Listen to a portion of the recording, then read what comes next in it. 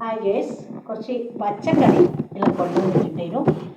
തക്കാളിയെല്ലാം നമ്മളിങ്ങനെ തുടച്ച് തക്കാളിയും ആദ്യമെല്ലാം ഞാനിങ്ങനെ തക്കാളിയും പച്ചമുളകും ഇഞ്ചിയും പച്ചക്കറി എല്ലാം കറിവേപ്പിലയും എല്ലാം നമ്മളെ ഈ ഫ്രിഡ്ജിലുള്ള അതിലേക്കാണ് ഇടല്. അപ്പോൾ നോക്കുമ്പോൾ പച്ചമുളകെല്ലാം കിട്ടുപോകുന്നു വേഗത്തിൽ, തക്കാളി കിട്ടുപോകുന്നു.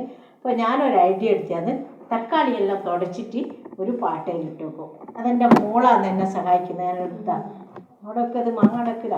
തക്കാളി ഞാനിങ്ങനെ തുടച്ചു കൊടുത്താൽ മുളെല്ലാം അതിൽ വെക്കും. പിന്നെ പച്ചമുളക് ഞാനിങ്ങനെ ഇതിൻ്റെ ഇത് പൊട്ടിച്ചിട്ട് ഇതും ഒരു പാട്ടയിൽ ഇട്ട് വെക്കാന്ന് പച്ചമുളകെല്ലാം. അല്ലാണ്ട് അധികം പച്ചമുളക് ഇത് ഒരു മാസത്തേക്കും ഈ പച്ചമുളകൊന്നും കെട്ടുപോലെ ഒന്നും ആവില്ല, ചീത്തയാകാണ്ട് തന്നെ നമുക്ക് കിട്ടും. ഇതിങ്ങനെ ഇതിൻ്റെ മൂക്ക് ഇങ്ങനെ പൊട്ടിച്ചിട്ട് പൊട്ടിച്ചിട്ട് ഇതിലേക്ക് ഇടുക, പാട്ടയിലേക്ക്. എന്നാൽ ഇങ്ങനെ നോക്കി അടക്കട്ടെ, അങ്ങോട്ടും ഇങ്ങോട്ടും ആവില്ല. തക്കാളിക്ക് പോയാൽ ഒരു പാട്ടയിൽ തന്നെ നമുക്ക് എടുക്കാം. അതുപോലെ തന്നെ പച്ചമുളക് എടുക്കുക. ഇതെല്ലാം ഇങ്ങനെ മൂക്ക് കഴിച്ചിട്ടിട്ടാണ് എടുക്കൽ. അല്ലാണ്ട് അധികം പെട്ടെന്ന് തന്നെ പച്ചമുളകെല്ലാം ചീത്തയായി പോവും. അധികം എനക്കങ്ങനെ സംഭവിക്കലുണ്ട്. അധികം ഇപ്പം ഞാൻ കുറച്ച് കാലം കൊണ്ട് ഇപ്പോൾ ഇങ്ങനെയാണ് ചെയ്യൽ. ഇങ്ങനെ പച്ചമുളകെല്ലാം ഒരു പാട്ടയിൽ ഇങ്ങനെ കൊളുന്ത് കഴിച്ചിട്ട് തന്നെ ഇടണം. ഇതെല്ലാം ഇതിലേക്ക് ഇടും. പിന്നെ ഇഞ്ചി ഞാൻ അതുപോലെ തന്നെ ഒരു ഐസ്ക്രീമിൻ്റെ പാട്ട് എടുത്തിട്ട് ഇതിലാണ് ഇട്ട് വെക്കുക. കറിവേപ്പില കുപ്പിയാണിത്, പ്ലാസ്റ്റിക് അല്ല, കുപ്പി. അത് നല്ലോണം തുടച്ചിട്ട് വെള്ളമില്ലാണ്ട് ഈ കറിവേപ്പിലെല്ലാം ഇങ്ങനെ കൊളുന്ത് കഴിച്ചിട്ട് ഇതിലേക്ക് ഇട്ട് വെക്കും. കുറേ ദിവസത്തേക്ക് എത്തും.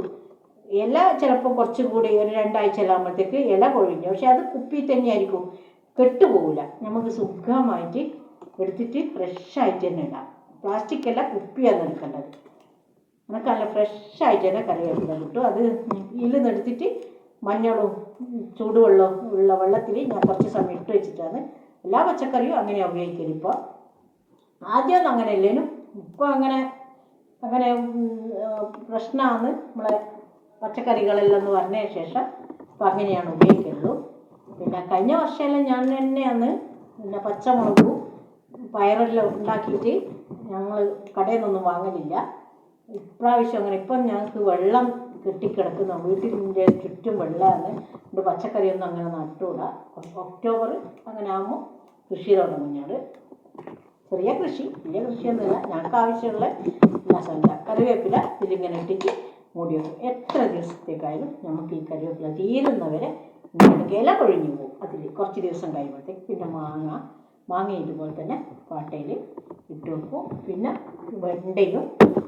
വെണ്ട, ബീറ്റ്റൂട്ട്, ക്യാരറ്റ് ഇതെല്ലാം ഒരു പാട്ടയിൽ ഇങ്ങനെ ഇട്ട് വെക്കും. നമുക്ക് പച്ചക്കറി എടുത്താൽ വെണ്ട എടുക്കാം. പിന്നെ പയർ ഞാൻ ഈ പച്ചക്കറീൻ്റെ വെച്ച സൈഡിൽ അവിടെ വെച്ചു. അപ്പോൾ ഒന്നും ആവില്ല.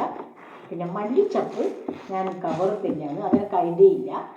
പിന്നെ 2 ദിവസം കൊണ്ട് തന്നെ ഇതിൻ്റെ പണി ഏകദേശം കഴിയും മല്ലിച്ചപ്പിൻ്റെ. ഇങ്ങനത്തെ എന്തെങ്കിലും ഐഡിയ ഉണ്ടെങ്കിൽ അത് ഞാൻ കണ്ടിട്ടില്ല. മല്ലിച്ചപ്പ് എന്താ ചെയ്യാന്ന്. മല്ലിച്ചപ്പ് ഞാൻ ഈ കവറത്തില്ലാണ് കിട്ടിയപ്പോൾ 2 ദിവസം കൊണ്ട് തന്നെ ഇതിൻ്റെ ഏകദേശം എല്ലാം പണി കഴിയും, ഇട്ടുപോകും.